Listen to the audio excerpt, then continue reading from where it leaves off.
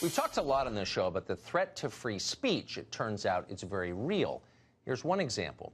Last week, we interviewed a man named Genaro Lopez. Lopez is an elected official in Tijuana, Mexico.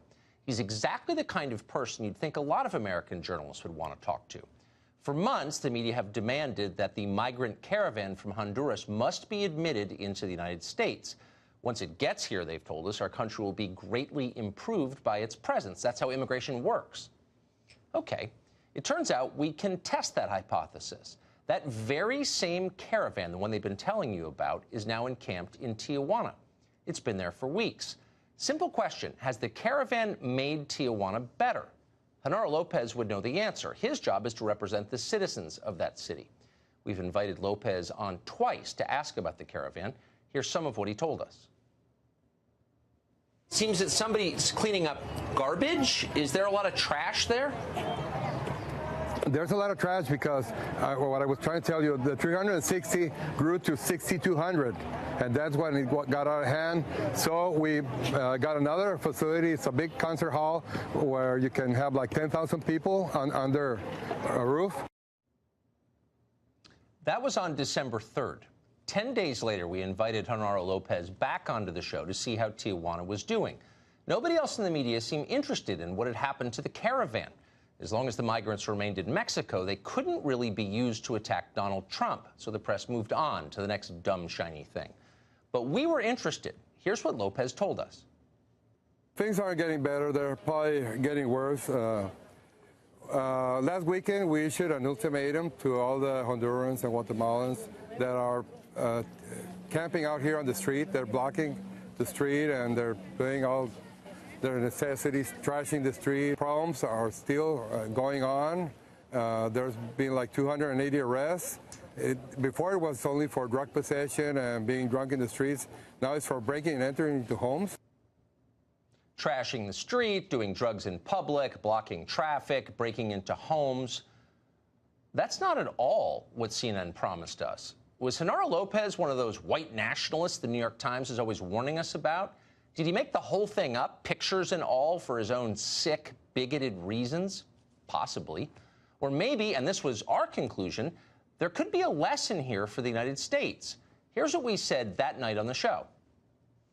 Our country's economy is becoming more automated and tech-centered by the day. It's obvious that we need more scientists and skilled engineers, but that's not what we're getting. Instead, we're getting waves of people with high school educations or less. Nice people, no one doubts that, but as an economic matter, this is insane. It's indefensible, so nobody even tries to defend it. Instead, our leaders demand that you shut up and accept this. We have a moral obligation to admit the world's poor, they tell us, even if it makes our own country poorer and dirtier and more divided. In a fast-evolving economy, it could be preferable to import more engineers and fewer people with low skills, no matter how nice or well-meaning those people might be, and we always assume they are. That's what we said. That was our claim, and it's hard to argue with that. In fact, nobody on the left did argue with it. They ignored it. Instead, they zeroed in on the last line. The left says we have a moral obligation to admit the world's poor, even if it makes our own country more like Tijuana is now, which is to say poorer and dirtier and more divided. That's what we said. It's true. Ask Genaro Lopez. Thanks to the efforts of the American left, he and his city are living with the consequences. But precisely because it is so obviously true, saying it out loud is a threat. Our immigration policy exists for the profit and the comfort of a relatively tiny number of people. Everybody else gets shafted, including Genaro Lopez and an awful lot of people just like him. Meanwhile, the people profiting from the policy don't want the rest of us to think about it too much. They want us just to mouth the empty platitudes and move on. Nothing to see here. Shut up and go away. Those who won't shut up get silenced. You've seen it a million times. It happens all the time. The enforcers scream, "Racist!" on Twitter until everybody gets intimidated and changes the subject to the Russia investigation or some other distraction. It's a tactic, a well-worn one. Nobody thinks it's real. And it won't work with this show. We're not intimidated. We plan to try to say what's true until the last day. And the truth is, unregulated mass immigration has badly hurt this country's natural landscape. Take a trip to our southwestern deserts if you don't believe it. Thanks to illegal immigration, huge swaths of the region are covered with garbage and waste that degrade the soil and kill wildlife.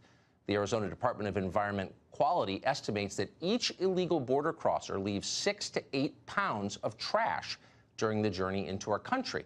If you're interested in more detail, look at the website they've created. It's called Arizona Border Trash. It's dedicated to highlighting and cleaning up the thousands of tons of garbage strewn across Arizona by illegal immigrants every year. Illegal immigration comes at a huge cost to our environment. The Government Accountability Office, GAO, put it this way, quote, illegal border activity on federal lands not only threatens people, but endangered species and the land itself. Illegal aliens and smugglers have destroyed cactus and other sensitive vegetation that can take decades to recover, including habitat for endangered species. One land management official described another federal property on Arizona's border as so unsafe and with resources so destroyed that it is now primarily used for illegal activities and no longer visited by the general public, end quote. Now, keep in mind, that's not a press release from Donald Trump's campaign team. That's a federal study from 2002. That was back when people could do science without getting fired for it. The left used to care about the environment, the land, the water, the animals. They understood that America is beautiful because it is open and uncrowded. Not so long ago, environmentalists opposed mass immigration. They knew what the costs were. They still know, but they don't care. We do care, and we're going to continue telling you about it. We think you have a right to know, no matter what they say.